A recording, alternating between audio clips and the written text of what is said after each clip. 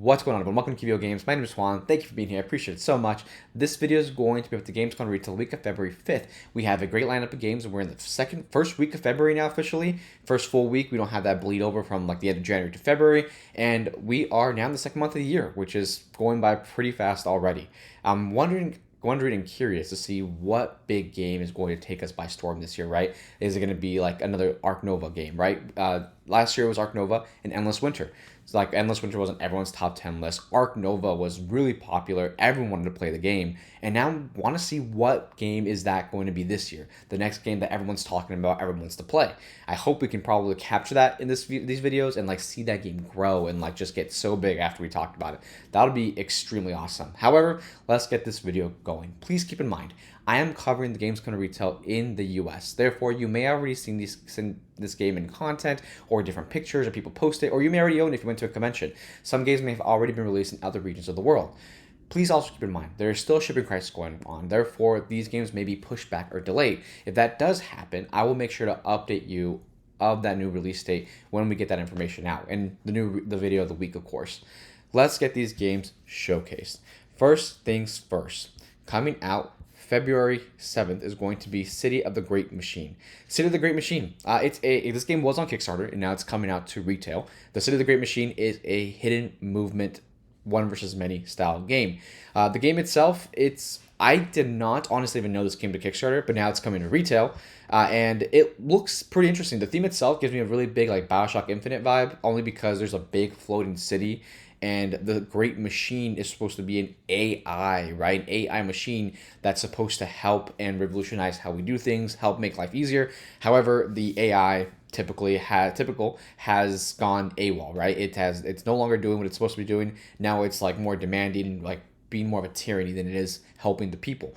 One player's gonna play the Great Machine with their servants, and the other players are going to be playing as different heroes. And there's going to be a variety in different roles that you're going to be playing as the hero, and then also the servants that you're going to be controlling as a Great Machine. Your goal as the heroes is to try to revolutionize and revolt and shut off the Great Machine, and the Great Machine's goal is to capture them. It's honestly, I like the premise so far. The thing is, I hope it doesn't suffer Kickstarter, like the Kickstarter syndrome I call it, only because sometimes like overproduce or like they overdo the game with a bunch of expansions, and sometimes it feels like those expansions were needed for the game, or it feels like there's just too much going on. So far though, it seems pretty interesting. I was reading about it and learned a lot about this game already. It's a one versus many game. There's going to be power-ups and abilities, hidden movement. Each character is asymmetrical and plays differently and does have different things to do, and their role is different as well. There's resource management, of course, and even the board itself, if you're looking at the pictures, it looks pretty. It looks pretty, yeah, of course, but it also has a lot of table presence, and I appreciate that. Last year, I think I think it was 2 years ago, and now I think last year as well was still talked about. The game was called Mind Management, the game that actually was like a pretty popular and really well received hidden movement game, right? And it was kind of similar-ish. Actually, no, it's a lie. It was not. The theme was completely different. That was about psychic espionage and like agents and such and secret agents. This is more about a floating city in the world.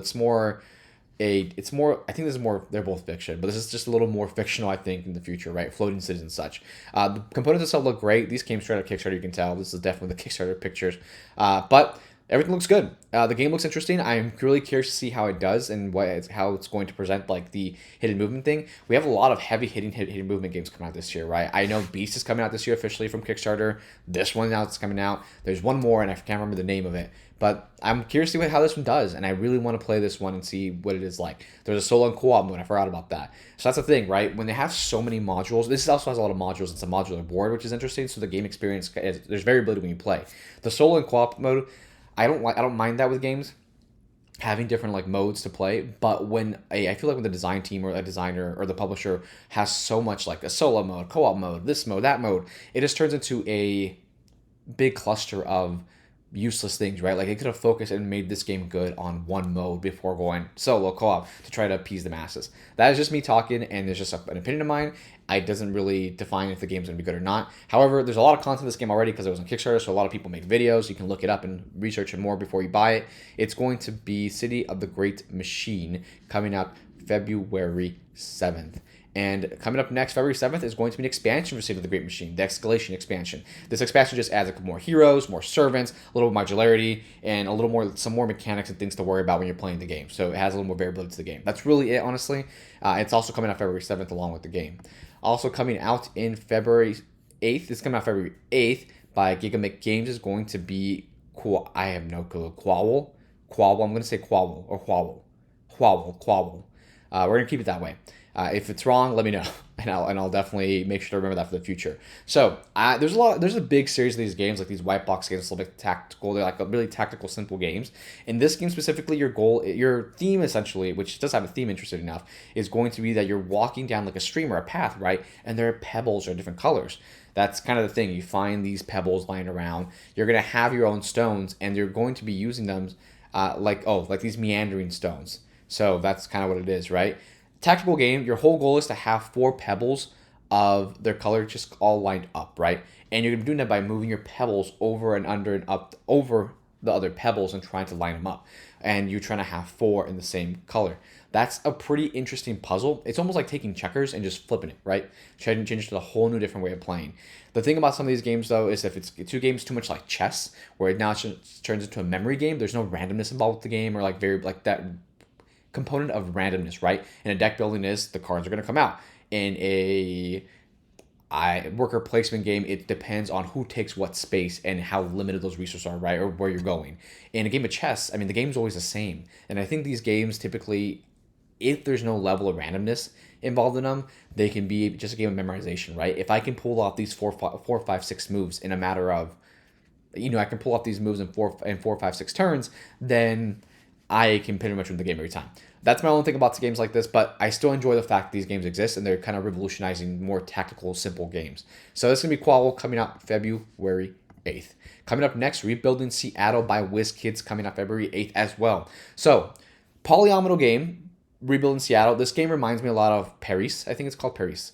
Paris, I have it up here somewhere. Paris by QVO Games. You're going to be rebuilding Seattle, and you're using the components itself. You're going to be You're going to have polyominoes. You're rebuilding a neighborhood in Seattle. That's kind of your thing to do.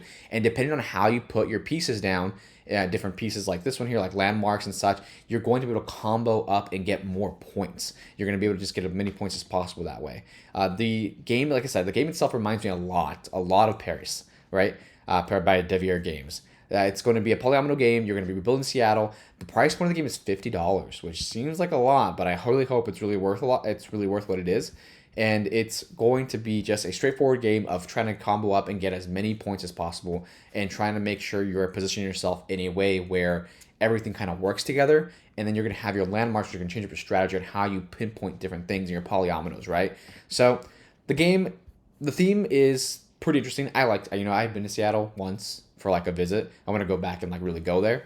However, when I did go, I had some of the best swings I ever had in that city. So Seattle's memorable only for that same reason, right? Rebuilding Seattle. The game's gonna be a polyomino game, 130 plus building tiles. That is interesting. That is a lot. 15 landmark tiles. Okay. The mechanics in the gameplay remind me of Paris, but this game does look like it's more massive in scale. There's a lot of polyomino games already, and it's really going to be interesting how this competes in the market, only because Planet Unknown is a phenomenal polyomino game. Found in Jerome polyomino, would I say? I don't know. I think it would be, right? It plays similarly, where different things that you put next to each other, different buildings or tokens, are going to be comboing up and trying to get you more score. So Rebuilding Seattle is coming out February 8th by WizKids. Let's see how it does. I'm excited. Coming up next is going to be Velonimo by 25th Century Games, coming out February 8th as well. Velonimo is a game where you're playing as different animals who are competing for a distinct prize of a specific jersey. I am not going to try to pronounce it. I believe it's French, but it's going to be a jersey that's rewarded for the best climbing cyclist. And you're going to be playing your cards, and the first person basically get rid of all their cards in a trick-taking game is a winner. The game itself, trick-taking games, there's a lot of them. There's a lot of trick-taking games. So I'm curious to see how this one does as a trick-taking, game, because there's a lot that's come out this year. So the game looks pretty straightforward and simple. I haven't really played too many trick-taking games myself, and even then, it just sometimes seems like it's very... The gameplay can be kind of like repetitive, right? I appreciated a trick-taking game called The Crew, only because I like the fact that it had a campaign, like a little campaign with like different modules of ways to play, and that one's only like I think 15, 18 bucks, I believe. So Velonimo is coming out as well, and I'm just curious to see how it's going to measure up to a bunch of other trick-taking games, right? How is it going to change things up? How is it going to do things differently? I haven't really noticed too far from the rulebook. I can be wrong because I got to play the game first. Just reading the rulebook honestly doesn't, it gives me a general idea of what the game's about, but I have to play it to really experience and really detail myself. But Velonimo is coming out February 8th. It's going to be a trick-taking game by 25th Century Games. Coming up next is going to be Living Forest. Kodama is going to be an expansion to Living Forest. Living Forest is actually on Board Game Arena, BGA, and I'm actually kind of curious to try it out. It actually looks fairly interesting. So in the game itself, you're playing as different members of the forest, right? Oh well, in the game, the original game, right? This is expansion. The original game is going to be a game where you're playing as you're kind of pushing your luck with drawing cards. You're trying to not get 3 solitaries to cut off your help line. You're trying your best to keep the forest alive and fend off everything that's trying to damage or disrupt the forest's peace. In Kodama, you're adding a new element into that game now, right? It's going to add the Kodamas, which are these little spirits here. Typically, they're like from Japanese folklore. Please correct me if I'm wrong there, but I think that's where Kodamas come from. I learned that from Bitoku, actually, I believe. So the Kodamas arrive as reinforcements. So the Kodamas themselves are guardian animal-like cards, right? So they're going to come in and they're going to help you combo up and do different things, get more better actions, and fend off the fires, and you're going to have new guardian animals who are helping you out to do things like that. It just adds a new level of variability to the game. That's really pretty much what it does. A new level of variability to the game, and it's going to be... the game looks... Honestly, I think the game looks fairly interesting. I want to try out the game. This is going to be the expansion, and I'm going to try it on BGA first, only because how easy is that you can just play a game on Board Game Arena, which I think sometimes... I'm not too sure of this part. I'm just kind of commenting. Take this for a grain of salt. It's my opinion, but I feel like that damages the selling of the game, right? I can play it online. Why buy it in person? Even because it just makes things simpler. However, I have played games online. I'm like, I really enjoy it. I love this game. I want to own it in person as well. Both. And there's people who play board games and don't want to play in Board Game Arena, which makes sense. And if I enjoy a game enough, I would buy it in person as well and just make sure I have 2 copies. This is going to be the Living Forest Kodama. It's going to be an expansion to Living Forest, coming out February 8th by February 10th, excuse me. This game's coming out February 10th. Living Forest Kodama expansion by Lunate Games, coming out February 10th. And that's it. We are at the end of the video. We have covered the games that are coming out this week. There's a great selection of games, honestly. I'm still curious, like I mentioned at the beginning of the video, I'm curious to see what the next big game is going to be. Like, what is that next game that's going to take us up there? And I hope we can like capture it in this video and see that game kind of push off and stuff. So if you're going to buy any of these games, let me know in the comments and let me know if you're going to purchase these or if you picked up some new games. I would like to know and learn about that. And if you find these interesting, let me know. Also, if you find the videos helpful, let me know in the comments.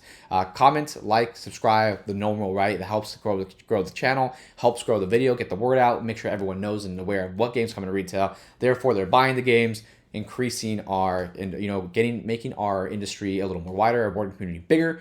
That's kind of the goal with the videos, try to keep you informed of what's coming out so you can make educated decisions on what games you buy.